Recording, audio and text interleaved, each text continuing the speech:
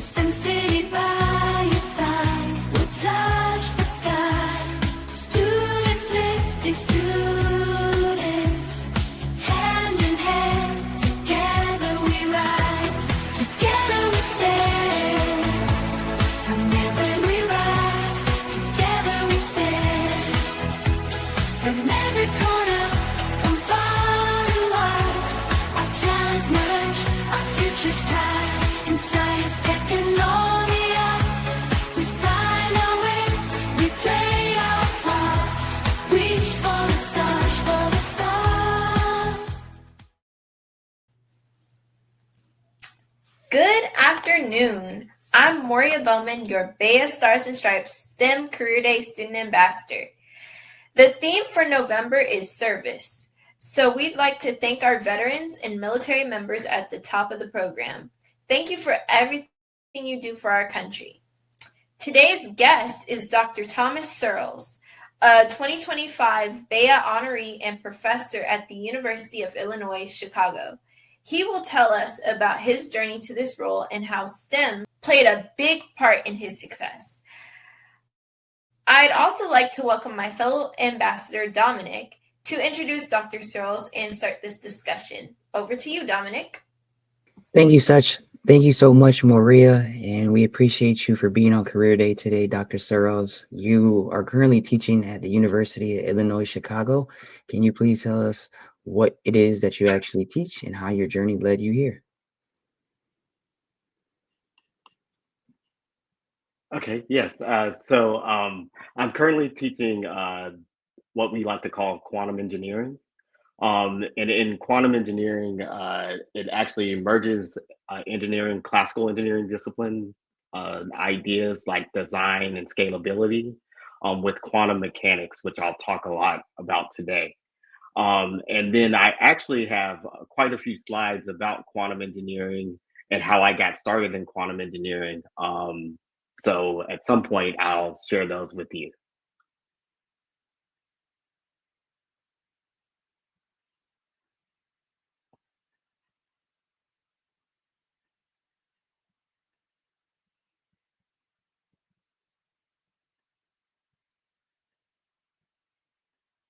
Perfect.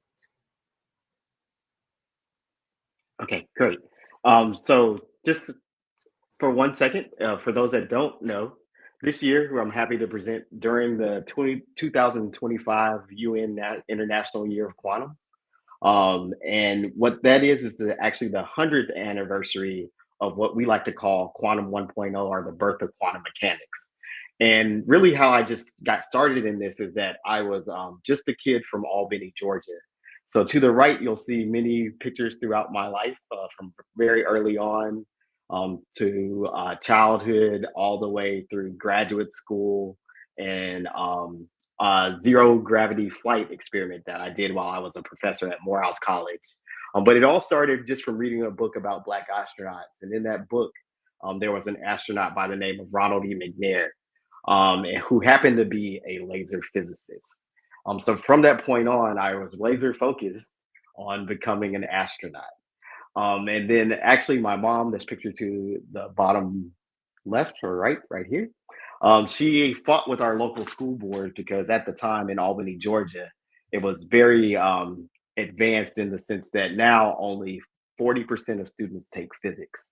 And then back in 2000, when I was taking my AP physics class, I was the only physics student in that particular AP physics course. And that has to do with the fact that my mom was a big part of that. And then I attended Morehouse College, where I was actually on a Ronald E. McNair scholarship. I interned at NASA and NOAA. And then I was able to work under what's called the National Nanotechnology Initiative as an undergraduate student at Morehouse. And I talk a lot about this because it was kind of the perfect storm for my career, in that I happened to be at Morehouse, which is one of the top producers still to this day of Black physics majors at HBCUs. And then I went on to get my PhD at Rice University, where in Houston, Texas, under the tutelage of Junichiro Kono, which you see in the past. This is us at the superconducting magnet, where I used to do experiments as a graduate student. While at Howard University, I was able to build my own research group where throughout the years, all the way to 2020, we had varying success of working in terahertz metamaterials, which you'll see here. And this is this idea of making materials with different electromagnetic properties than the properties that they're made of. So these little resonators are made of aluminum, but if you arrange them in a certain way, they act as an atom themselves. And then we also had light matter interactions with terahertz photonic crystals, which you'll see here. And then we were also growing materials. But then 2020 happened and we really shifted focus after getting some money from IBM to study what we like to call quantum computing or doing quantum computing over the cloud. So currently my research group, I work with fantastic young people at UIC. We work in quantum computing, we work in quantum networking, and we work in quantum optics and photonics. And each one of these graduate students that you see here, all are from either Chicago or from New Orleans or Baltimore and Mississippi. So they're all just kind of similar backgrounds to myself, went to HBCUs, and then are now getting their PhDs in physics. And Ashley, I'm sorry, in electrical engineering. And Ashley just finished her PhD in May, becoming the first quantum engineering student there. So briefly, what is quantum? So all of these different bubbles that you see here are different disciplines in physics. When you take physics one, you are really focused on what's called mechanics. So this is the study of motion, where you learn things like Newton's laws, conservation of angular momentum, torque, fluids, that type of thing. And they're all used based on what's called like Newtonian mechanics or Newton's laws. And then if you go to say quantum physics, then you're able to see the breakdown of this classical physics. So things like that ideas of things behaving like a wave and a particle at the same time. Things that are interesting, like the different energy states and energy levels of atoms. Those are all ideas of quantum mechanics. And here's a full map of quantum physics. So a lot of those ideas that you learn in quantum mechanics are at the top of this list. And then you can actually use all of this quantum phenomenon for different quantum technologies. And we actually live with quantum technologies today. So when you have a laser pointer or a laser scanner, that's actually using quantum technologies. How I'm talking to you right now with the camera being made out of a charge coupled device, me talking over the internet using light emitting diodes and things and transistors, those are all old quantum technologies from like the 1950s. What we're really focused on are these new quantum technologies, which are making a quantum computer, building the quantum internet, are having very sensitive quantum sensors for the future. And that's what we're working on right now. And as I said previously, quantum is something that was popular 100 years ago. So this is a picture of Einstein, who is probably the most popular quantum physicist to date. And he's actually at Lincoln University, which is an HBCU out of Philadelphia, that he was giving a lecture at the height of his career. And to the right, just to show you how famous he was at the time, this was in a New York Times article on the front page of the New York Times, and it's actually talking about a theory that's there. The EPR paradox is actually the work that was being highlighted there. And quantum is a big deal. It's $42 billion globally invested in quantum. Just this Tuesday, they announced the renewal of the 5 Department of Energy quantum centers, 2 of which we work with in my group. And in Chicago, we're building kind of a quantum ecosystem where $2 out of every $5 of quantum is spent in Chicago, and it's really all over the city. So my home base is seen here in red, but there's plenty of different places, including this new Illinois Microelectronics and Quantum Park that's being built on the south side of Chicago at the old U.S. Steel's plant. And there's going to be a National Quantum Algorithm Center. IBM's invested. Many universities in the city are invested, and it's just something that I want young people to be aware of, because over the next 10 to 20 years, Chicago will have a large role in building what we call a fault-tolerant quantum computer. So just briefly, kind of what is quantum information? So quantum information is more than just physics. What you really want to do is you want to control subatomic or atomic particles. So these things of very small size at really, really cold, so near absolute zero temperatures. Or you want to do a combination of both to exploit the quantum phenomenon to make new technologies like a quantum computer. And quantum computing is happening right now. There's a lot of companies that are interested in using quantum computers. So these are familiar names like Bank of America, JP Morgan, Volkswagen that have quantum divisions already. And here, what you see are these are the different types of the stack. So you had hardware companies that are now coming about that are mostly cryogenic or photonics and optics companies. And you also have specialized companies that are building these different types of qubits. Some are large companies like IBM, some are small companies or startups like AeroQ. And it's just a very interesting time to be involved in quantum computing. I encourage you all to take a look at these key concepts for future quantum learners. So what this does is it gives 9 definitions that can serve as a baseline for those that are interested in starting quantum. And just in general, what we want to do when we build a quantum computer is that we're now able to start quantum computers, our initialized quantum states. We're able to run programs and run programs or run algorithms. We can measure the qubits and we can keep them coherent or keep them running all on a small scale, all at the right time. However, a lot of the promise of quantum computers actually involves us trying to connect these qubits together and then for very, very long times to keep them quote unquote quantum for hundreds and thousands of seconds to be able to do this. And that's really the engineering challenge behind what we want to do. And then quantum won't necessarily solve everything. They're good at factoring large numbers. They're good at simulating quantum chemistry or quantum systems.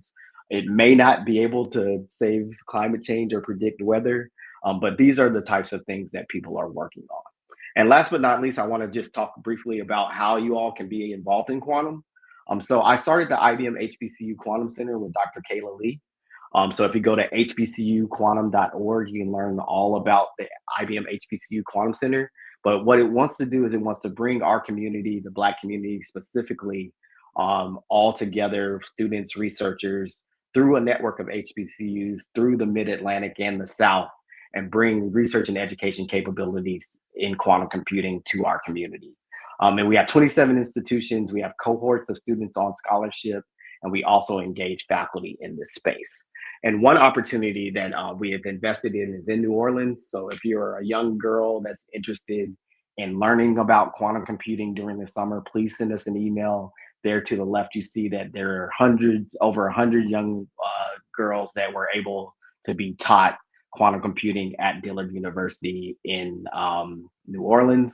And then I also had a summer program that was out in California where we brought together 10 high school students from the California area. So I know Dominic's from San Diego. We had students from San Diego, from Oakland, and from Los Angeles, particularly South Central. And we had lectures in the morning, we had activities, we had guest lectures from famous Black scientists, and then they all had a final quantum information project. This was done at University of California, Santa Barbara. There's the SMASH program that's very familiar. It's a virtual program in computer science, but there's also a residential component at places like Morehouse. There was a summer program that's out in Wyoming that should be of interest and will be offered next summer that I want to present to students. There's also what's called QCamp. So QCamp is out of this Quantum Systems Accelerator, where they have a program for high school teachers, but they have a program for high school students. That program is national from New Mexico to California to Chicago. So that's called QCamp, very interesting program. I've actually had students in this Army program to the right where you can do research with a Army funded or DOD funded scientist. So you have high school students that are working in the laboratory. So that's another option. And then the last thing that I'll share is that there is this idea of bringing more undergraduate physics majors from our community. So in 2020, there was this AIP Team Up report that I was a part of. And from that, they have this program which is called Team Up Together. In Team Up Together, there are two components where they fund directly physics departments, but the other component that I want students to be aware of is that they do give scholarships every year to physics students. And in particular, these are $10,000 need-based scholarships for second semester freshmen and above, and you can get the scholarship throughout the time that you're in undergraduate school. But if you're majoring in physics and you have this 2.0, then you're eligible for the scholarship. This is the first cohort where there was funded around 30 or 40 students, and now that's grown to funding up to 200 students to study physics. So I just wanted you all to be aware of that opportunity. So with that, I will close, but more than happy to stick around and answer as many questions as possible about quantum, about my career, or any questions that you may have. But thank you all very much. No problem. Thank you so much for sharing, Dr. Searles. We'll take a quick commercial break, and after that, we'll ask you more questions about your presentation. It's the moment in your eyes when the future becomes clear. 40 years ago, a vision was born. To break barriers, to celebrate brilliance. The hopes of what's in reach. From pioneers to innovators to tomorrow's dreamers, BEYA has changed the landscape of STEM forever.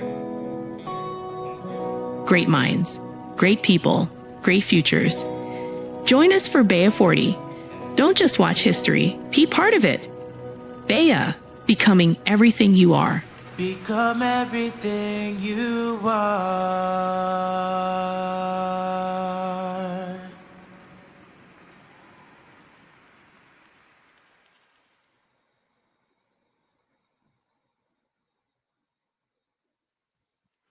All right. Welcome back, everybody. We're live with Dr. Thomas Searles, and I will get this Q&A started. I kind of like to ask this to, a lot of the guests that are on here, because I know to like reach the highest levels in STEM and just in life in general, you have to like always, be willing to learn, but also like level up. And usually there's like always that moment in your journey where like you look at yourself and you have to realize like, hey, I need to change, or I'm going to stay in the same place or even get, left behind. So my first question is, what was that specific moment for you in your journey where you realized that you maybe had to step your game up, or at least just continue to evolve so you wouldn't get left behind and you could continue to elevate? Yeah, great question, Dominic. And I think it's important for young people to think about this type of idea. I always tell people that by the time I see a young student, especially a young Black student, that they have always been kind of the best and the brightest from their particular community, right? And throughout that stage, like when I left Albany, Georgia to go to Morehouse, that was the first time that I had to quote unquote level up, Mhm. because I was around the best and the brightest of Black men around their communities all over the world, and not just Black men. We had people of other races that were at Morehouse that had that same mission in the physics department, right? So that was my first kind of chance to be at the global stage. The second time was when I was in graduate school. At graduate school, you're really at the global stage where you have the best and the brightest from India, from China, from Africa, from Europe, from Ivy Leagues, all in the same Mhm. classroom. So that was another standpoint where, I had to take a look at myself. The other one is when you become a professional scientist. You're all on your own, right? So you're not getting ideas anymore from your PhD advisor or your group. You have to come up with the ideas on your own, and you're actually competing, writing proposals Mhm. to build your research lab and all of that. And again, you're leveling up again to where the pool becomes smaller and smaller and smaller, and everybody is just as talented, right? So then you have to build other parts of your skill set other than just being good at physics or being smart. So that's communication skills, presentation skills. Building a team is extremely important. I think a lot about the graduate students that I have in my group, and even undergrad and high school students. How can they fit together? I'm a big soccer fan, so I really think of it as like building a team in the way that Arsenal or Arteta builds his team, right? So you really have to think about things like that. And now, just the point, and I'll stop kind of let you ask more questions.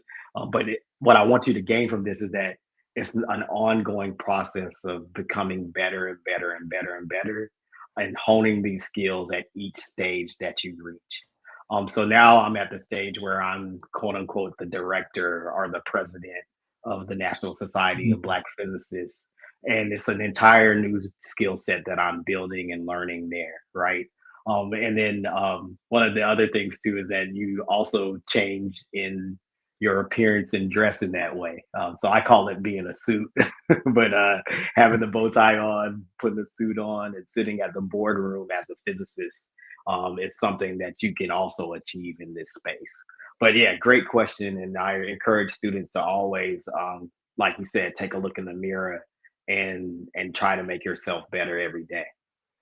For sure, we definitely have to kind of like be honest with, ourselves, or we're not going to be able to, get to that next level. And I know you mentioned it too, the environment is just as important, when you're able to see people that look like you that are doing well and that are actually elevating, it kind of makes you want to be better. At least Yeah, for me, it does. And if you're someone that's actually passionate about STEM or whatever career you're in, I think it makes it that much easier to be able to level yourself up even when it gets tough. But um, for sure. And I also wanted to touch on like the students, because I know it's important for to get back to them and understand what it is that they can do.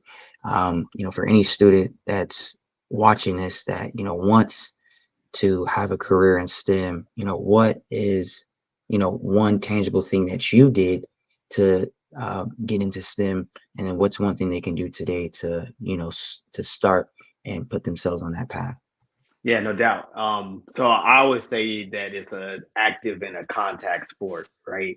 So you are just always remaining active in whatever way that you can do that. So that's whether of participating in programs like this on a Saturday, where you can have STEM professionals come and you can learn from them, or your local science fair or local science projects. Those are extremely important. Even if you're not presenting, just walk around and see what other students are talking about and the opportunities that they have. I think is extremely important. I used to talk to my mom, especially, but also my parents in general, about my hopes and dreams and wanting to be a physicist. And I think that's also important because you need that support from your parents or your adult figures, maybe an uncle or even a teacher or somebody that can help you along the way.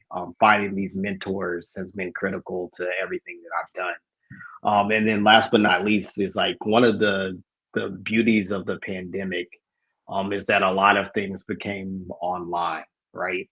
Mhm. So whereas when I was a student, you had to have a different type of access to be able to get a lot of knowledge or exposure to things. You all have it right on your fingertips. Even TikTok has a lot of great physicists and physics people on TikTok that really show what it's like to be a physicist, but also can create knowledge in this space. But YouTube too, like there's a lot of resources for high school students, middle school students, Khan Academy, that type of thing. Like if you're a self learner right now and you really want to get things done, regardless of your local environment, that you can more than you can compete at the highest level because everything is at your fingertips. So it's just a point of like knowing where to go and knowing how to vet if the information is cool or not. And there are a lot of people like myself that are there to help young people and guide them in that way. Most definitely. That's a great answer. I think it's definitely important. That's one of the other things I think is a benefit for growing up in this generation where we have the technology to actually, do those things. And I don't think there's too many excuses you can make as far as trying to get experience. There's a lot of free resources out there or ones that are affordable. You kind of just have to be willing to, put yourself out there and actually go, do those things. Yeah, The and then next I did. question, Oh, I go ahead. also wanted to mention too that that's why I spent a bit of time on my presentation about opportunities for high school students. And I know I ran through those, but if anybody needs any more information on that, I'll definitely give it to STEM City so that you can share it throughout. But also, we'll post these in this. Just being active in those summer programs is something that I did. And then the other thing that I did was I was able to take college classes as a high school student. So these are these joint enrollment and early admission programs that you can take it at your local community college. I was able to take my classes at Albany State, was a local HBCU. And for many, many reasons, getting in that environment early is very similar to like going to the league out of high school. So you start to like you're playing against kind of the people that you at the next level where you want to be. And I really encourage young students to do that because when you're in high school, what you may not realize is that the same math and English classes that you take are sometimes offered as college classes, right? And the Hmm. environment's a little bit different in that you have a little bit more freedom. So sometimes students, when they transition to college, they're not used to that type of freedom. So to get that exposure early on is extremely helpful for students. So I just wanted to mention that too. Perfect. No, thank you so much for sharing that. This next question is kind of like I guess, a fun question that I wanted to ask too, because I think a lot of students hear about quantum computing, and they also hear like the emergence of, AI, and they kind of almost have like this fear because of it. From your experience, like working in quantum engineering and things of that nature, how do you see AI and kind of quantum computing being able to like work together? But then also, what is, a thing a student can do now to make sure that they're prepared for, when AI is fully, immersed within these industries? 100%. So, Dominic, you're spot on saying that AI and quantum computing will work together. Everything right now from the U.S. scientific position and scientific policy, they're focusing on kind of 3 to 4 areas. So that's quantum information science, that's artificial intelligence and data science, nuclear technologies, and nuclear fission, right? And biotechnologies. So those are the things that looking forward, the U.S. is trying to prepare students to be able to get jobs and actually contribute in these spaces. Um, a little bit in my talk, I talked about kind of the limitations of what quantum computing can do today. So you have quantum computers that exist. However, they are not necessarily working in the same way that, say, your supercomputers that AI and these data centers that people are building. We're not at that particular level yet. We're actually somewhere in like the 1940s or 1950s. So how computing used to have up a full room and you would have like these cards that people would put in. That's where we are with quantum computing. Now, one of the concepts that where artificial intelligence can help, and it's something that my group actually works on, is are there ways that classical neural networks or convolutional neural networks can be used, and LLMs and all of those types of artificial intelligence tools? How can we use those to accelerate the technologies of quantum? And the other aspect of it is how can quantum accelerate things that are happening in artificial intelligence? Is there a possibility that you're not using as many environmental impactful things like water and energy like you need for these large data centers? Ideally, you may not need that many resources with respect to electricity and or water and cooling if you have a quantum system that's coupled with that supercomputer. And that's what we call quantum centric supercomputing. So that's happening right now, where you have AI merged with artificial intelligence, and that's all over the country. For your second question, I think it was like, how can students get involved, or what was the second part of the question? It was very good. Yeah, I it just got was. to remember it. Yeah, kind of like what's one thing that students can do to kind of Oh, make sure yeah, that they're prepared for when a AI hundred. fully is immersed. 100%. So there's a lot of free resources that are out there. One that you can take a look at is called My Ivory Tower. So if you just put in My Ivory Tower, there's a list of resources for students, and I'll send that to you. And there's also a list of resources for high school opportunities in this space. But there's IBM resources that are there. There's a company that's called Qbraid that does a lot with that. There's also a company that's called Qubit by Qubit that has these workshops for high school students around quantum and artificial intelligence. They'll have like a national quantum summer school that's happening. So that information's out there too.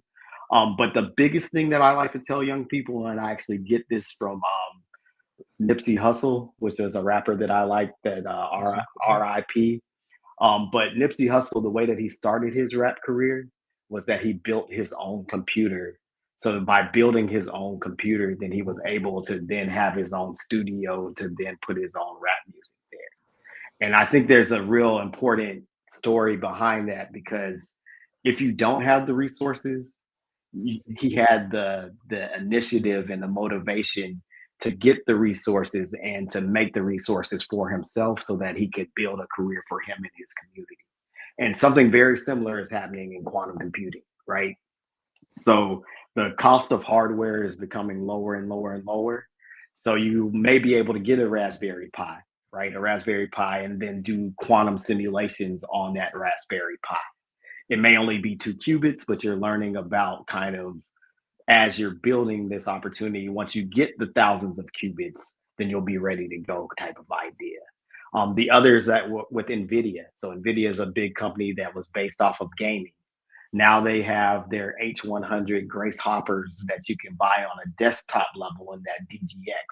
So one of the things that I'm trying to work with my group of through the National Society of Black Physicists and the IBM HBCU Quantum Center and others of my colleagues is, how can we get hardware into the hands of young people early on, whether that's a Raspberry Pi or this $1,000 DGX, or investing in students where we can give them $500 a piece so that they can build their own computer, right?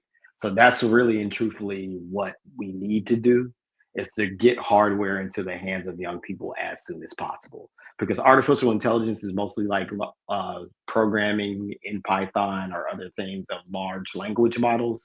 But a large piece of that large language model is how will you run that large language model? And that's going to be on the hardware. And I really want our people to think about how can we close that gap with respect to technology and hardware. Perfect. No, that's amazing. Love the journey. I also love the Nip shout out. One of my favorite rappers too, for sure. I know I'm only 21, but he definitely has, very relatable and, things of that nature.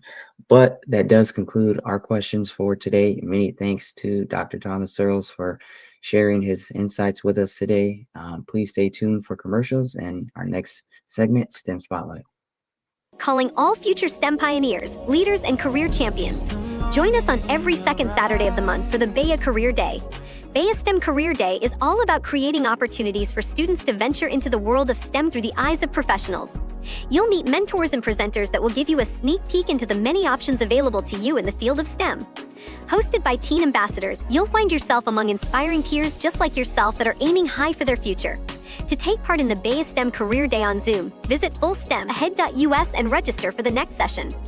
Again, that's fullstemahead.us. BEYA, becoming everything you are. A world of careers unleashed. You can get it at BEYA. Become everything you are.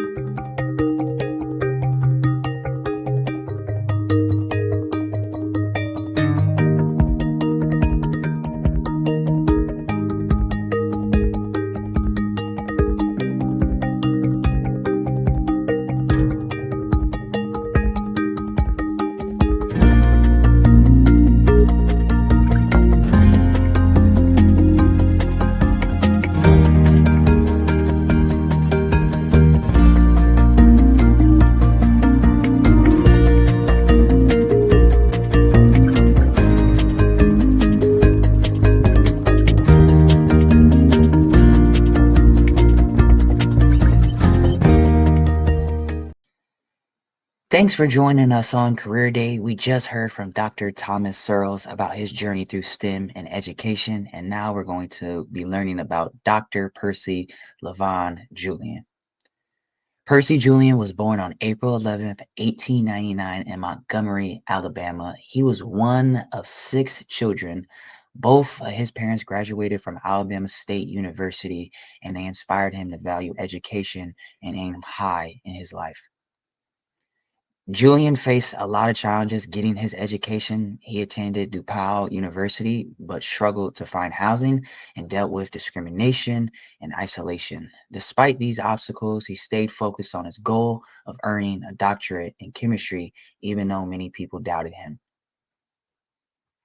But his persistence paid off. He was able to earn a fellowship to Harvard University, but after Harvard pulled his teaching assistantship, he couldn't complete his PhD.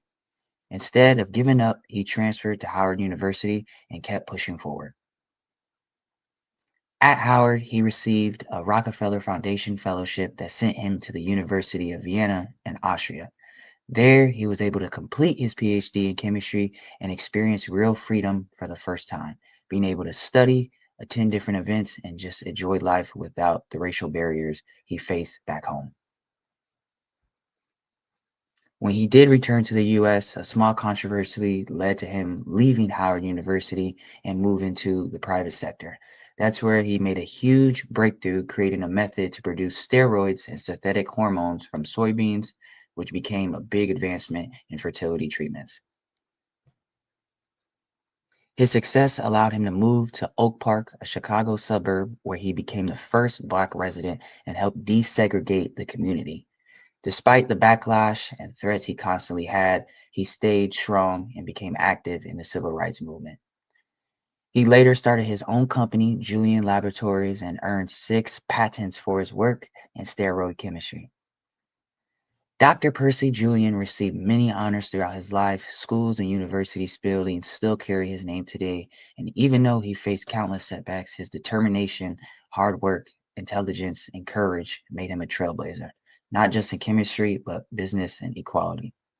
We hope you enjoyed learning about today's featured inventor, Dr. Percy Levon Julian, and his highly successful path through STEM.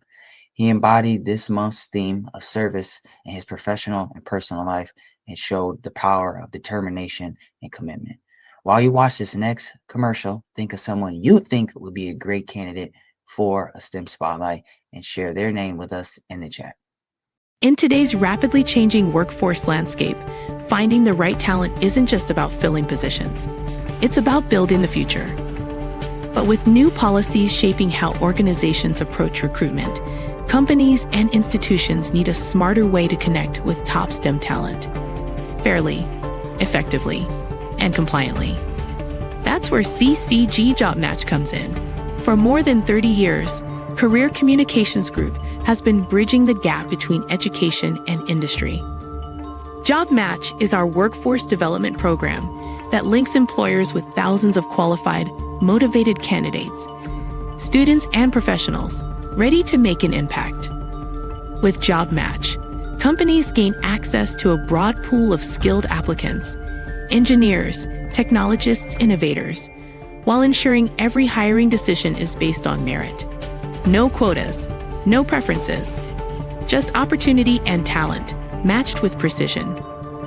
Education partners benefit too, helping their graduates transition seamlessly into the workforce, while showcasing the strength of their academic programs to leading employers nationwide. In a world where policies may change, one thing remains constant: the need for great talent. CCG Job Match is where industries, institutions, and innovation meet. Let's build the future together. Contact us at CCG Job Match to start your partnership today.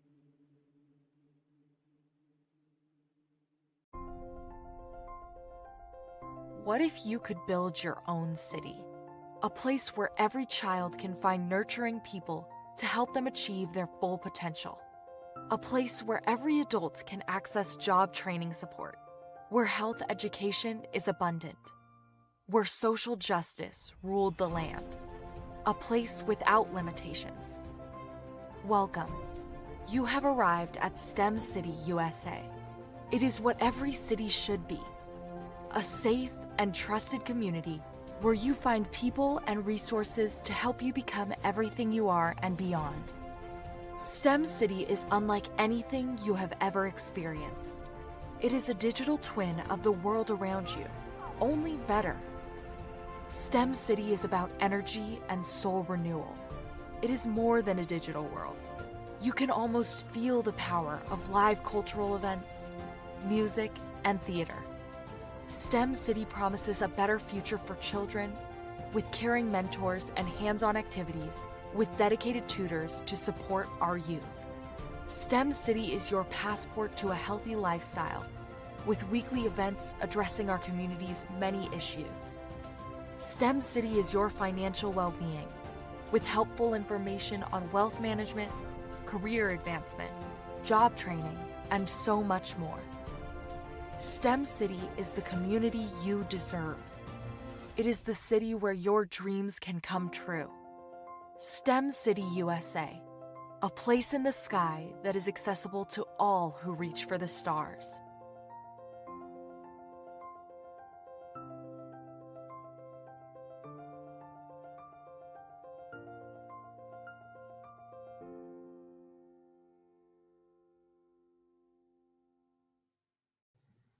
And that was STEM City USA, our 2D metaverse. If you want to be able to maximize your time and get the best educational value, learn more about Colin AI, the AI-powered library in STEM City USA.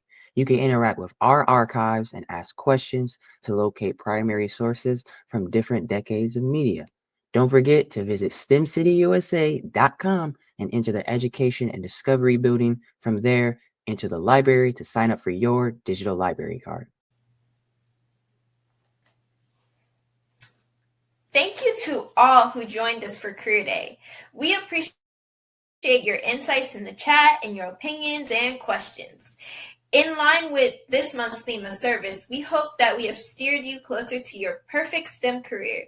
And we thank everyone who gives their time, talents, and treasures to helping their communities and their country. Thank you to our Career Day speaker, Dr. Thomas Searles, for joining us today and sharing your experiences and insights. Please remember to visit STEMcityUSA.com for more BEYA STEM Career Day segments. Please remember to subscribe to our YouTube channel and join us for the next Career Day on December 13th, 2025, where we'll feature even more STEM professionals, college students, and high school standouts. I'm ready to explore new STEM careers with you. We'll see you next time. This is Moria Bowman, signing off.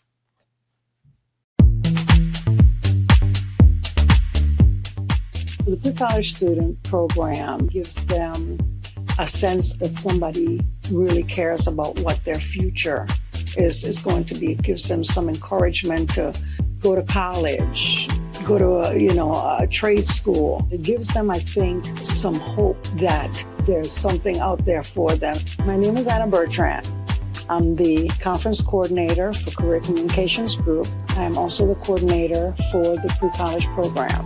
The pre-college student program is geared towards your middle, elementary, and high school students.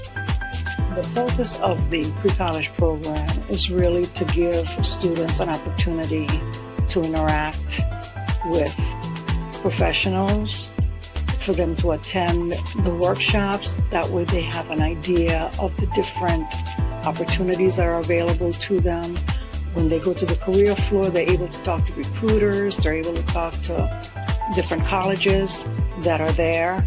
They're able to interact basically with other students also. It gives the students a different opportunity, I feel, to meet professionals that they wouldn't otherwise have the opportunity to meet. I think that it is something that is worth getting involved with. If you are able to get your students involved, please just contact me.